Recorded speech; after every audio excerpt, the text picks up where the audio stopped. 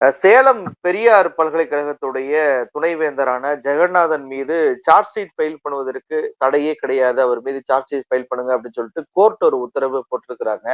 முதல்ல ஏன் இந்த கேஸ் வந்துச்சு? ஏன் அவர் மீது சார்ஜ் ஷீட் ஃபைல் பண்றாங்க? ஏன்னா இது ஏற்கனவே டிசம்பர் 2023லயே வந்து அவர் கைது செய்யப்பட்டார். முறைகேடாக ஃபண்டெல்லாம் பயன்படுத்தினார் அப்படின்னு சொல்லி. அப்பவே அவர நீக்க சொன்னாங்க. ஆனா ரவி அவர்கள் நீக்கவே இல்ல. இப்போ இவர் மீது சார்ஜ் ஷீட் போடப்பட்டிருக்கிறது என்பது மிகப்பெரிய பேசுபொருளாக மாறி இருக்கிறது. ஏற்கனவே ஆளுநர் ரவி அவர்கள் தன்னுடைய ஆளுநர் உரையில துணைவேந்தர்களை அரசு பழிவாங்குகிறது, பொய்யான குற்றச்சாட்டுகளை எல்லாம் போடுதுன்னு சொல்லப்பட்ட வேளையில கோர்ட்டே இப்ப சார்ஜ் ஷீட் போடுவதை எப்படி பார்ப்பது? நீங்க கொஞ்சம் விளக்கமா சொல்லுங்களேன். ரவியினுடைய கையாளாக இருந்த பெரியார் பல்கலைக்கழகத்தினுடைய துணைவேந்தர் ஜெகதீசன் இப்போது கையும் களவுமாக சிக்கிக் கொண்டிருக்கிறார். அதற்கு இடைக்காலத்தில் ஒரு தடை விதிக்கப்பட்டது. இப்போது அந்த தடை விலக்கப்பட்டிருக்கிறது. எனவே ரவிக்கு ஒரு பேராபத்து வந்துவிட்டது என்றுதான் நான் புரிந்து கொள்கிறேன். முதல்ல 2022 டிசம்பர் 19ஆம் தேதி 3 பல்கலைக்கழக துணைவேந்தர்களை ரவி அழைத்து ஆளுநர் மாளிகையிலே ஆலோசனை நடத்தினார். உயர்கல்வித்துறைக்கு எந்த விதமான தகவலும் தெரிவிக்கப்படவும் இல்லை. உயர்கல்வித்துறை செயலாளரிடத்திலே இது குறித்த தகவலை தெரிவித்து அவரை அழைக்கவும் இல்லை. பல்கலைக்கழக விவகாரங்கள் குறித்து நீங்கள் ஆலோசனை செய்வதாக இருந்தால் பல்கலைக்கழக வேந்தர் என்கிற முறையில் ஆளுநருக்கு அதிகாரம் இருக்கிறது. இல்லை என்றெல்லாம் மறுக்க முடியாது. நாம் அதனால்தான் வேந்தர் என்கிற அந்த அதிகாரத்தை முதலமைச்சருக்கு கொடுக்க வேண்டும், ஆளுநருக்கு கொடுக்க கூடாது என்று தொடர்ந்து பேசுகிறோம். அதற்காக சட்டமும் இயற்றுகிறோம். ஆனா அந்த அதிகாரத்தை கையில் வைத்திருக்கிற ஆளுநர் தனிச்சையாக செயல்பட முடியுமான்னு கேட்டா தனிச்சையாக செயல்பட முடியாது. ஒண்ணு through the government of Tamil Nadu அப்படித்தான் அவர் இயங்கணும். அப்படி இல்லைன்னு சொன்னா தமிழ்நாடு அரசினுடைய உயர்கல்வித்துறைக்கு யார் செயலாளராக பொறுப்பு வகிக்கிறார்களோ அந்த செயலாளர்கள் முன்னிலையில் தான் இது போன்ற கூட்டங்களை நடத்திடணும். ஒரு துணைவேந்தரை அழைத்து அவர் பேசினா பிரச்சனை இல்லை. ஏன்னா தனிப்பட்ட முறையில பல்கலைக்கழகம் குறித்து அவர் பேசுவதற்கு முழு அதிகாரம் இருக்கு. 3 துணைவேந்தர்களை அழைத்து ஆலோசனை நடத்துறீங்கன்னா கல்வி கட்டமைப்பு குறித்த ஆலோசனையாகத்தான் இருக்க வேண்டும். இல்லை என்று சொன்னால் அந்த பல்கலைக்கழகத்தினுடைய உட்கட்டமைப்பை சரி செய்வதற்கு அல்லது பல்கலைக்கழகத்தை எப்படி மேம்படுத்துவது என்பது தொடர்பான அப்ப ஆளுநர் உத்தரவு பிறப்பிச்சிட முடியுமான்னு கேட்டா நிச்சயமாக உத்தரவு பிறப்பிச்சிட முடியாது. யாருக்கு ஆளுநர் பரிந்துரைக்கலாம்னா தமிழ்நாடு அரசினுடைய உயர்கல்வித்துறைக்கு பரிந்துரைக்கலாம். அப்போ உயர்கல்வித்துறையினுடைய ஒப்புதல் இல்லாம ஆளுநர் தனிச்சையாக செயல்பட முடியுமான்னு கேட்டா நிச்சயமாக செயல்பட முடியாது. இப்போ இந்த இடத்துல ஆளுநர் முதல்லயே ஒரு தப்பு செய்யறாரு. டிசம்பர் மாசம் 19ஆம் தேதி 2022 3 பல்கலைக்கழகங்களினுடைய துணைவேந்தரை அழைக்கிறார். அதுல ஒண்ணு பெரியார் பல்கலைக்கழகத்தினுடைய துணைவேந்தர் ஜெகதீசன், இன்னொருவர் அண்ணா பல்கலைக்கழகத்தினுடைய துணைவேந்தர் கதிரேசன், மூன்றாவது தமிழ்நாடு வேளாண் பல்கலைக்கழகத்தினுடைய துணைவேந்தர் கீதாலட்சுமி. இப்ப இந்த 3 பல்கலைக்கழகத்தினுடைய துணைவேந்தர்களையும் அழைத்து ஆலோசனை செய்ததற்கு பிறகு 2 துணைவேந்தர்களினுடைய நடவடிக்கையில் பெரிதாக ஐயப்பாடோ சந்தேகங்களோ இல்லை. யாரு? கதிரேசனிடத்திலும் எந்த விதமான சர்ச்சைக்குரிய அணுகுமுறைகளும் இல்லை. கீதாலட்சுமி இடத்திலும் எந்த விதமான சர்ச்சைக்குரிய அணுகுமுறைகளும் இல்லை. இவர் சொன்னதை கேட்கவில்லையா அல்லது அவர்கள் தங்கள் பொறுப்புக்கு உண்டான மாண்பு கருதி செயல்படுகிறார்களா என்பதெல்லாம் நமக்கு தெரியாது. ஆனா ஜெகநாதனுடைய நடவடிக்கையில் மாற்றம் தெரிகிறது. ஜெகநாதன் என்ன செய்யறாருன்னா டிசம்பர் 19, 2022 ஆளுநரை சந்தித்து விட்டு வந்ததற்கு பிறகு ஜனவரி 12ஆம் தேதி 2023ல ஒரு போர்டு வைக்கிறாங்க பெரியார் பல்கலைக்கழகத்துல. என்ன போர்டு வைக்கிறாங்கன்னு சொன்னா ஆல் இந்தியா வித்யா பரிவார், அதாவது விஸ்வ இந்து பரிஷத்தினுடைய மாணவர் அமைப்பு. எப்படி வந்து ஏபிவிபி என்கிற அமைப்பு பாஜகவினுடைய மாணவர் அமைப்பாக இயங்குகிறதோ அதுபோல இந்த ஏஐவிபி என்கிற அமைப்பு விஸ்வ இந்து பரிஷத்தினுடைய மாணவர் அமைப்பினுடைய பதாகை வைக்கப்படுகிறது. பதாகை வைக்கப்பட்டதற்கு பிறகு பெரியார் பல்கலைக்கழகத்தினுடைய துணைவேந்தர் பொறுப்பில இருக்கக்கூடிய ஜெகநாதன் என்ன செய்யறாருன்னா ஒரு சுற்றறிக்கையை மாணவர்களுக்கு அனுப்புறாரு. அதாவது ஏஐவிபியினுடைய உறுப்பினராக யாரெல்லாம் சேர விரும்புறீங்களோ அவங்க எல்லாம் சேரலாம், அவங்க அந்த மாதிரியான அமைப்புகள்ல இணைந்து செயல்படுவதற்கு பல்கலைக்கழகங்கள் ஒப்புதல் அளிக்கிறதுன்னு சொல்றாரு. இப்ப இங்க இருக்கக்கூடிய கேள்வி என்னன்னா இந்த அமைப்பு திடீரென பல்கலைக்கழகத்துக்கு உள்ளே நுழைகிறது, அதுவும் பெரியார் பல்கலைக்கழகத்துக்கு உள்ளே நுழைகிறது. நுழைந்ததற்கு பிறகு இதற்கு ஏன் ஆளுநர் பரிந்துரை செய்யணும்? ஆளுநர் பரிந்துரையின் பேரில் ஏன் வந்து ஜெகநாதன் வந்து இந்த சுற்றறிக்கையை அனுப்பணுங்கிற கேள்வி இருக்குல்ல. இப்ப ஜெகநாதன் வந்து ஆளுநருடைய பரிந்துரையின் பேரில் தான் இதை செய்யறாருன்னா ஆளுநருக்கு விஹெச்பி அமைப்பையும் விஸ்வ இந்து பரிஷத் போன்ற, பிஜேபி போன்ற சங் பரிவார் அமைப்புகளையும் பல்கலைக்கழகங்களில், கல்லூரிகளில் திணிப்பதுதான் வேலையாங்கிற ஒரு கேள்வி இருக்கு. இப்ப அடுத்த கட்டமா என்ன செய்யறாங்கன்னு பாத்தீங்கன்னா, இதெல்லாம் அவர் முறைகேடாக நடந்ததற்கான ஆதாரங்கள். அடுத்து என்ன பண்றாரு, இவர் ஒரு ட்ரஸ்ட துவங்குறாரு. பல்கலைக்கழகத்தினுடைய துணைவேந்தர் ஒரு ட்ரஸ்ட துவங்குறாரு. அந்த ட்ரஸ்ட்ல அவர் என்ன பண்றாரு அப்படின்னு பாத்தீங்கன்னா, பல்கலைக்கழகத்தில் படிக்கிற மாணவர்கள் மாலை நேர வகுப்புகளில் இணைந்து அவர்களை திறன் மேம்பாட்டுக்கு தயார்படுத்துகிற ஒரு அமைப்பாக அந்த அமைப்பை துவங்குறாரு. அந்த அமைப்பு எதிலிருந்து துவங்கப்படுகிற அமைப்பு? பெரியார் பல்கலைக்கழகத்தினுடைய நிதியிலிருந்து துவங்கப்படுகிற அமைப்பு. ஆனா பெரியார் பல்கலைக்கழகத்தினுடைய ஃபீஸ் ஸ்ட்ரக்சரோட சேர்த்து இதுக்கு ஃபீஸ் கலெக்ட் பண்ணிடுவாங்க. ஆனா அந்த ஃபீஸ் கலெக்ட் பண்றது பெரியார் பல்கலைக்கழகத்துக்கு போவாது, அந்த ட்ரஸ்ட்டுக்கு போயிடும். அந்த ட்ரஸ்டினுடைய நிர்வாகத்துல யார் இருக்கான்னு கேட்டீங்கன்னா, பல்கலைக்கழக பதிவாளராக இருக்கக்கூடிய தங்கவேல் அவர்களும், இந்த துணைவேந்தராக இருக்கக்கூடிய ஜெகநாதன் அவர்களும் அதனுடைய ட்ரஸ்ட் பொறுப்புகள்ல இருக்காங்க. இப்போ இங்கதான் ஒரு பிரச்சனையே எழுது. பல்கலைக்கழகத்தினுடைய பணத்தை வைத்துக்கொண்டு பல்கலைக்கழகத்தினுடைய முதலீட்டில் துவங்கப்பட்டிருக்கிற ஒரு ட்ரஸ்ட். முதல்ல ட்ரஸ்ட் துவங்குவதற்கு துணைவேந்தருக்கு அனுமதி இருக்கான்னு கேட்டா அப்படி எந்த அனுமதியும் துணைவேந்தர்களுக்கு கொடுக்கப்படல. பணத்தை கையாடல் பண்றாங்க. அதை அவர்களுடைய சொந்த கட்டமைப்புக்கு அந்த பணத்தை செலவிடுறாங்க. இதுவே முதல்ல முறைகேடு. இன்னொன்று, நீங்க பல்கலைக்கழகத்தினுடைய பணத்தை எடுத்து ஒரு கட்டமைப்பை உருவாக்கியதற்கு பிறகு எதற்காக ஃபீஸ் ஸ்ட்ரக்சர்ல அதை கொண்டு வந்து சேர்த்து அதை ஃபீஸை நேரடியாக பல்கலைக்கழகத்துக்குள் வரவு வைக்காம இந்த ட்ரஸ்ட் பேர்ல வரவு வைக்கிறீங்க? அப்ப அந்த ட்ரஸ்டினுடைய வரவு செலவுகள் யாருடைய கண்காணிப்புல இருக்குன்னு கேட்டா பல்கலைக்கழகத்தினுடைய பதிவாளராக இருந்த தங்கவேலினுடைய கண்காணிப்புல இருக்கு. இப்போ தங்கவேலு மேல நடவடிக்கை எடுக்கணும்னு சொல்லி அந்த பல்கலைக்கழகத்தினுடைய தொகுப்பூதிய பணியாளர்களாக இருக்கிற 73 பேர் புகார் அளிக்கிறாங்க. யார்கிட்ட போய் புகார் அளிக்கிறாங்கன்னா, துணைவேந்தர்கள்ட்ட போய் புகார் அளிக்கிறாங்க.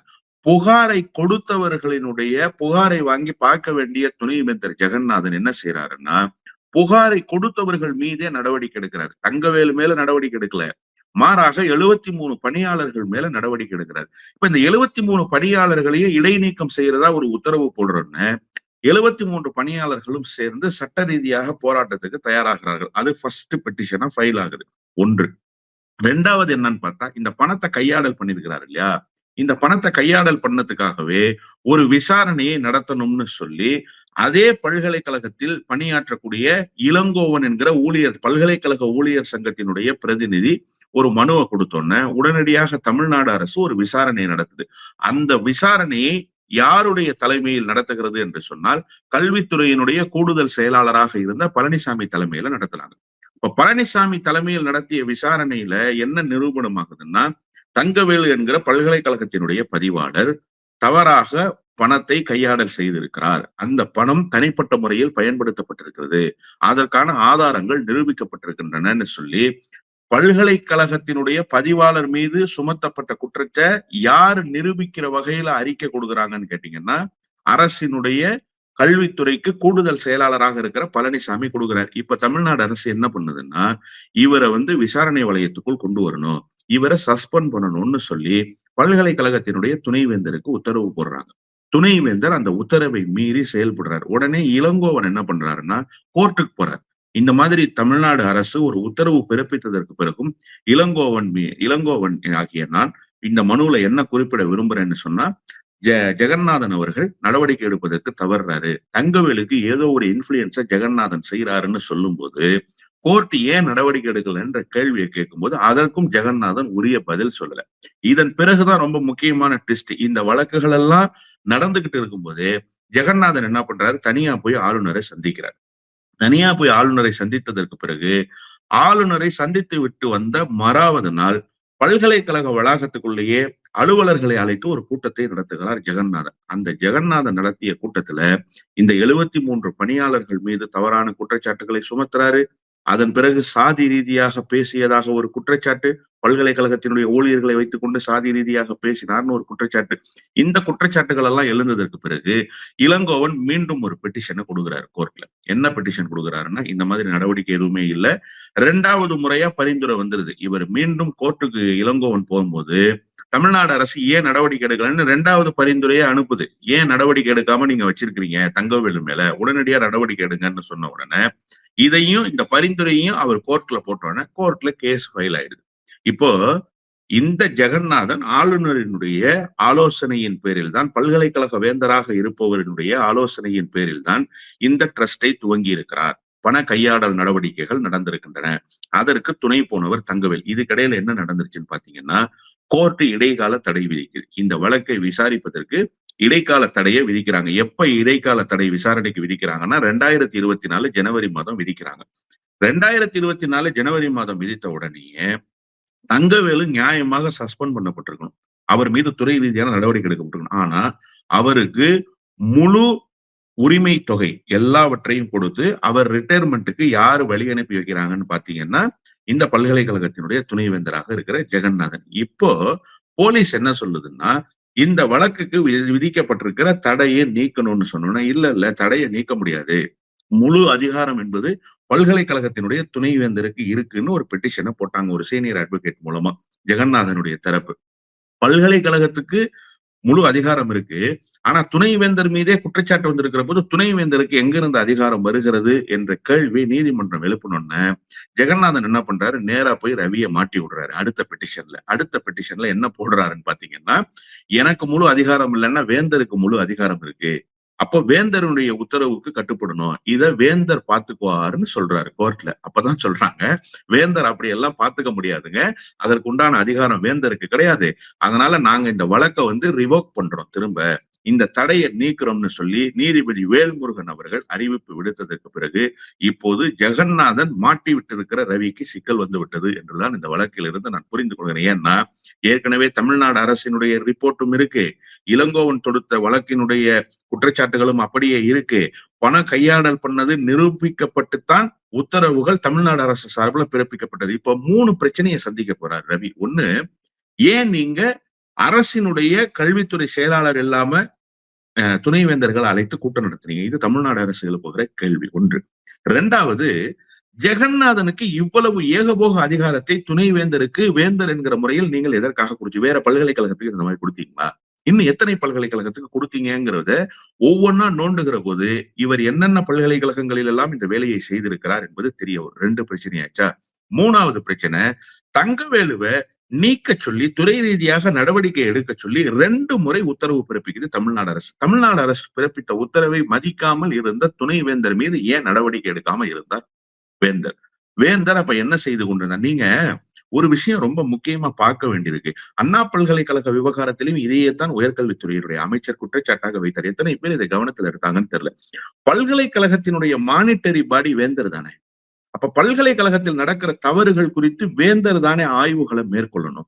ஆய்வுகளை மேற்கொண்டு விட்டு வேந்தரால எந்த நடவடிக்கையும் எடுக்க முடியாது, அவருக்கு அந்த அதிகாரம் இல்லைன்ற உடனே என்ன செய்யணும்னா வேந்தர் தமிழ்நாடு அரசுக்கு பரிந்துரைக்கணும். ஆனா ஒவ்வொரு முறை தவறுகள் நடக்கிற போதும் தமிழ்நாடு அரசு கண்டறிந்து அந்த தகவலை சரி செய்து அடுத்த கட்டத்துக்கு எடுத்து செல்கிறது. அப்ப வேந்தர் பொறுப்பு என்னத்துக்குங்கிற ஒரு கேள்வி இருக்குல்ல. நீ எதுக்கு அந்த பொறுப்பை? இப்ப துணை வேந்தர்கள் உட்கட்டமைப்புக்குள் இருந்து கொண்டு அந்த பல்கலைக்கழகத்தை நிர்வகிக்கிறாங்க சார்.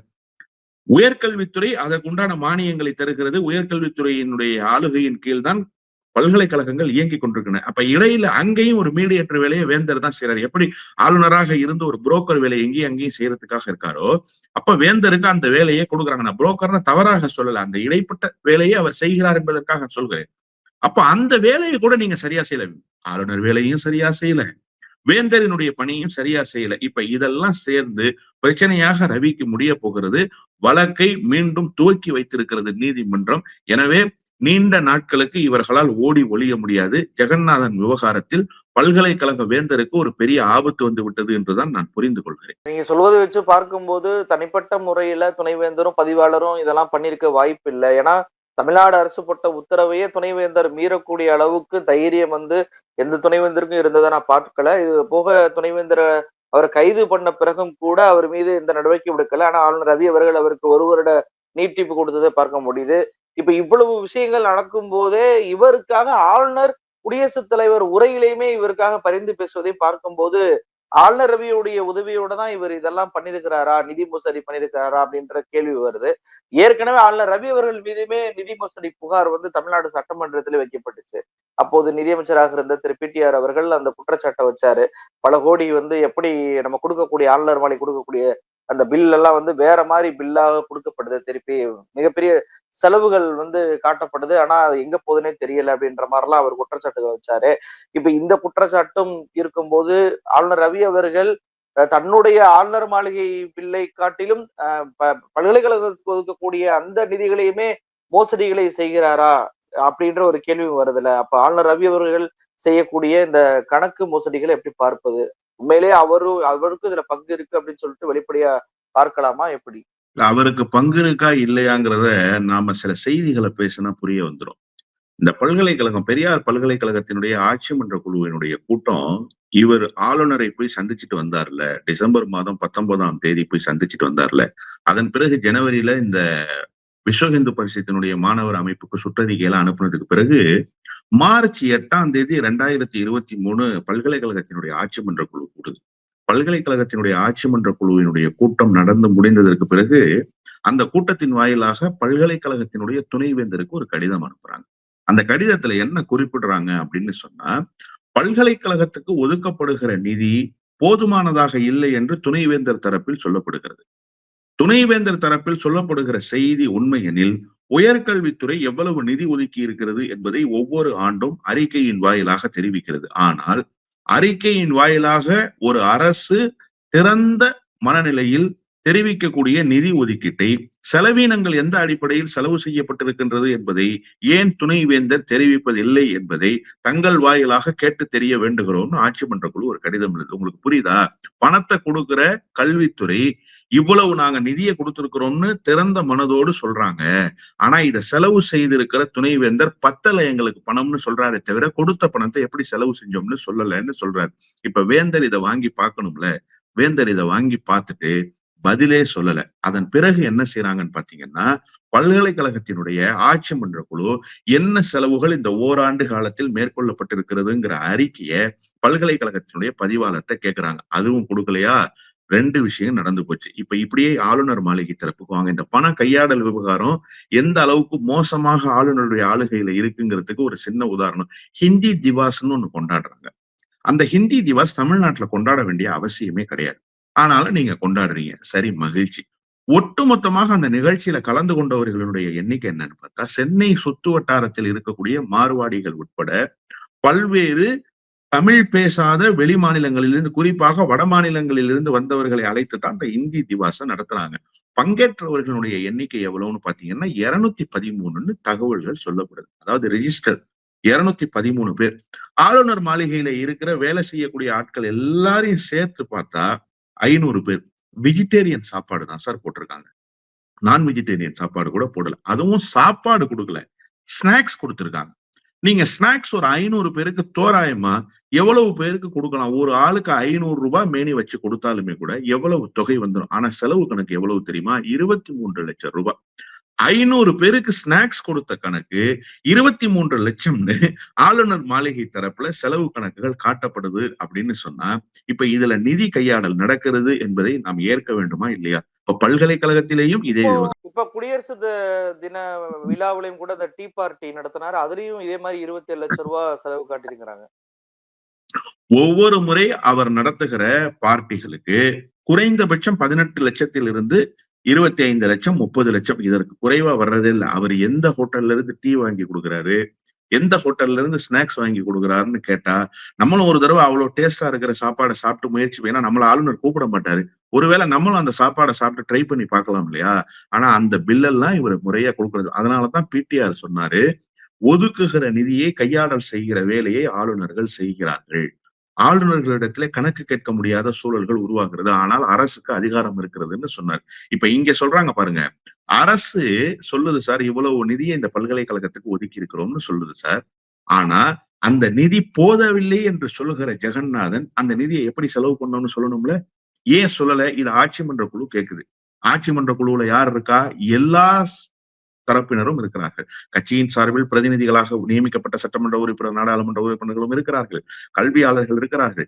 ஏற்கனவே அந்த பல்கலைக்கழகத்தில் பணியாற்றியவர்கள் இருக்கிறார்கள். இப்போது பணியாற்றியவர்கள் இருக்கிறார்கள். இவங்க எல்லாம் கேட்கிறாங்களே, இதுக்கு ஏன் நீங்க பதில் சொல்ல மறுக்கிறீங்கன்னு கேட்டா, அரசு கொடுக்கக்கூடிய பணத்தை வைத்துக்கொண்டு உண்டு கொழுக்கிற வேலையை இந்த ஆளுநரும் ஆளுநருக்கு ஒத்து ஊதுகிற மற்ற தரப்பினரும், அதாவது பல்கலைக்கழகத்தினுடைய தரப்பினர்களும் செய்திருக்கிறார். இப்ப இந்த தங்கவேலு வந்து பணி ஓய்வு பெற்றார்ல, முழு தொகையையும் பெற்றுக்கொண்டு அவருக்கு தர வேண்டிய அரசு தரப்பில் சேர்க்க வேண்டிய எல்லா விதமான செட்டில்மெண்ட்டும் கரெக்ட்டா குடுத்து அனுப்பிச்சாங்கல்ல, அதுவே முதல்ல செல்லாது. ஏன்னா, அவருடைய இறுதி நாட்கள்ல அவர் சஸ்பென்ஷன்ல, ஆக்ஷன்ல இருக்க வேண்டிய ஆள். அவர் மீது துறை ரீதியான நடவடிக்கை அப்ப துறை ரீதியான நடவடிக்கை எடுக்கப்பட்டிருந்தா, அவரு இந்த முழு உரிமையையும் பெறுவதற்கு தகுதியுடையவர் இல்லை. தகுதி இழந்து விடுகிறார். அப்ப அதிலேயும் கையாடல் பண்றாங்க. அரசுக்கு ஒரு 10,00,000 செட்டில்மெண்ட்னா இவருடைய பனிஷ்மென்ட் டேஸ்ல இவர் வந்து ரிட்டயர்மென்ட்க்கு வந்துட்டாரு அப்படின்னு சொன்னா, அந்த 10,00,000ங்கிறது குறைஞ்சபட்சம் ஒரு 6,00,000, 7,00,000 ஆயிரும். அப்ப 3,00,000 நான் இவ்வளவு உதாரணமா தான் சொல்றேன். இவ்வளவு குற்றச்சாட்டுகள் சொல்றீங்க. சாதாரண தங்கவேலு அவர்களுக்கு கொடுக்கப்பட்டது கூட இவ்வளவு நிதி மோசடி இருக்கு. நீங்க சொல்வதைப் போல துணைவேந்தர் வந்து எவ்வளவு செலவு பண்ணேன்னு காமிக்க மாட்றாரு. ஆனா நிதி இல்லன்றாரு. இததான் ஆளுநர் ரவி அவர்களுமே பாத்தீங்கன்னா, குடியரசு தின அந்த உரையிலேயே ஒரு விஷயத்தை சுட்டி காட்டுறாரு. அதாவது தமிழ்நாடு அரசு போதுமான நிதியை பல்கலைக்கழகத்துக்கு ஒதுக்க மாட்றாங்க. இதனால நெறைய பல்கலைக்கழகங்கள் வந்து நிகர்நிலை அதாவது நாங்க வந்து கவர்மெண்ட்ல இருந்து விலகிக்கிறோம் அப்படின்னு சொல்லிட்டு விலகக்கூடிய சூழ்நிலை உருவாகுது. எந்த நிதியுமே தமிழ்நாடு அரசு குடுக்க மாட்டேங்குது அப்படின்ற வார்த்தையுமே இதுல பயன்படுத்தி இருக்கிறார். அப்ப இதெல்லாம் பார்க்கும்போது நிதி கையாடல் மோசடி நடக்கிறதோ அப்படின்ற ஐயம் தானே எழுது. இல்ல நிச்சயமா நிதி கையாளல் மோசடி நடக்குது சார். இன்னொன்னு பல்கலைக்கழகங்கள் எப்ப சொன்னாங்க நாங்க அரசிடம் வந்து விலகிக் கொள்கிறோம் சார்? பல்கலைக்கழகமே அரசினுடைய கட்டமைப்பு சார். எப்படி சொல்ல முடியும்? ஒரு பொய்யான ஸ்டேட்மெண்ட்ட சொல்றாரு ஆளுநர். இப்ப நீங்க சொன்ன செய்தியிலிருந்து நான் புரிந்துக்கிறேன். அது ஏற்கனவே வந்த செய்தி தான். ஆனா இதுக்கு ரொம்ப அழுத்தமா பதில் சொல்ல வேண்டியிருக்கு. இப்போ நீங்க வந்து பிரைவேட் யுனிவர்சிட்டீஸ் அண்ணா யுனிவர்சிட்டியுடைய அண்டர்ல இருக்கிறாங்க அப்படின்னா, அது வந்து பிரைவேட் இன்ஸ்டிடியூஷன்ஸ். அதுக்கும் அரசுக்கும் சம்பந்தம் இல்ல. அரசுக்கு ஒதுக்க வேண்டிய இடத்தை நீங்கள் ஒதுக்கி கொடுத்து விட்டால் உங்கள் பணியை நீங்க மேற்கொள்ளலாம். ஆனா அண்ணா பல்கலைக்கழகம் போன்ற, மதுரை காமராஜர் பல்கலைக்கழகம் போன்ற அரசினுடைய கட்டமைப்பாக உருவாகி இருக்கிற பல்கலைக்கழகங்கள், நாங்க வந்து தமிழ்நாடு அரசு குடுக்குற நிதி போதல, நாங்க விலகிக்கிறேன்னு சொல்ல முடியாது. எப்படி சொல்லுவீங்க நீங்க? அரசினுடைய பல்கலைக்கழகம். இன்னொன்று நிதி போதலன்னு சொல்லவே முடியாது. ஏன்னு சொன்னா, உயர்கல்வித்துறை அமைச்சகத்த பொறுத்தவரைக்கும் ஒரு ஸ்ட்ராட்டஜி ஃபாலோ பண்றாங்க சார். இந்த ஆட்சின்னு இல்ல. எல்லா ஆட்சியிலயுமே. முதல்ல என்ன செய்வாங்கன்னு பார்த்தீங்கன்னா, பட்ஜெட்ல கல்விக்கென்று ஒரு நிதிய ஒதுக்குவாங்க. அந்த நிதி ஒதுக்கி கொடுத்தது போக, பல்கலைக்கழகத்தினுடைய மேம்பாட்டுக்கு, அரசு கலைக்கல்லூரிகளினுடைய மேம்பாட்டுக்கு, அரசு கல்லூரிகளினுடைய மேம்பாட்டுக்குன்னு ஒரு நிதிய ஒதுக்குறாங்க. 2 ஆச்சு அலாட்மென்ட். இந்த 2 அலாட்மென்ட்ல போதலன்னு சொன்னா, கூடுதல் நிதியை பெற்றுக்கொள்ள வேண்டிய பொறுப்பு முழுமையும் அந்தந்த பல்கலைக்கழகங்களுக்கு, அந்தந்த கல்லூரியினுடைய நிர்வாகத்துக்கு தரப்பட்டிருக்கு. அப்போ நீங்க உயர்கல்வித்துறையினுடைய அமைச்சருக்கோ அல்லது உயர்கல்வித்துறையினுடைய செயலாளருக்கோ கடிதம் எழுதுகிற போது, உயர்கல்வித்துறையின் சார்பில் ஒரு நிதிக்குழு அமைக்கப்படும். நல்லா புரிஞ்சுக்கங்க. உயர்கல்வித்துறையின் சார்பில் ஒரு நிதிக்குழு அமைக்கப்பட்டு, அந்த நிதிக்குழு உண்மையிலேயே இந்த பணம் போதவில்லை, பல்கலைக்கழக நிர்வாகத்தை நடத்த முடியலன்னு சொன்னா, 3வது முறையாக ஒரே கல்வி ஆண்டில் அடுத்த சாங்ஷனையும் தமிழ்நாடு அரசு பண்ணும். அப்படி பல நேரங்கள்ல பண்ணியிருக்கு தமிழ்நாடு அரசு. அப்போ 3 முறை நிதிய ஒதுக்கி கொடுக்கக்கூடிய அரசு எவ்வளவு ஸ்டேஜஸ் வச்சிருக்கு பாருங்க. ஒதுக்குறோம். அதன் பிறகு தனியார் பல்கலைக்கழகத்துக்குன்னு ஒதுக்குறோம். பல்கலைக்கழகத்தினுடைய ஒதுக்கப்பட்ட நிதியும் பத்தலன்னு சொன்னா, நீங்க கூடுதலா ரெக்வயர்மென்ட் என்னன்றத கேட்டு வாங்கிக்கக்கூடிய கேட்ட திறந்திருக்குது ஒரு அரசு அப்படின்னு சொன்னா, எப்படி நிதி போதவில்லைங்கிற குற்றச்சாட்டு உண்மையான குற்றச்சாட்டா இருக்கும். சரி, நிதி போதல. 10,00,000 குடுத்தாங்க. செலவு 12,00,000 ஆச்சு. கணக்க குடுங்க. 12,00,000 செலவு கணக்க குடுங்க. அத சரி பார்த்துட்டு இன்னொரு 2,00,000 கூடுதலாக ஒதுக்க வேண்டிய பணிய அடுத்த கல்வியாண்டுல செய்யும்ல அரசு. ஒரு அரசுக்கு அதத்தானே சொல்லணும். செலவு கணக்க காட்ட மாட்டேன். கொடுத்த பணம் மட்டும் பத்தவே இல்லை என்று சொல்வேன் என்று சொன்னால், அந்த பணத்தை தவறாக செலவு செய்திருக்கிறார். இப்ப தங்கவேலு விவகாரமே ஒரு உதாரணம்னு வச்சுக்கோங்களேன். அரசுக்கு சேர வேண்டிய பணத்தையும் சேர்த்து அவருக்கு தண்டனை காலமே இல்லை என்கிற அளவுக்கு, அவர் ஏதோ நேர்மையான அதிகாரி என்கிற அளவுக்கு அவருக்கு வழி அனுப்பு விழா நடத்தப்பட்டிருக்கிறது. இப்படித்தான் ஒவ்வொரு விவகாரத்திலும் பல்கலைக்கழகத்துக்குள் பண மோசடிகள் நடந்திருக்கிறது.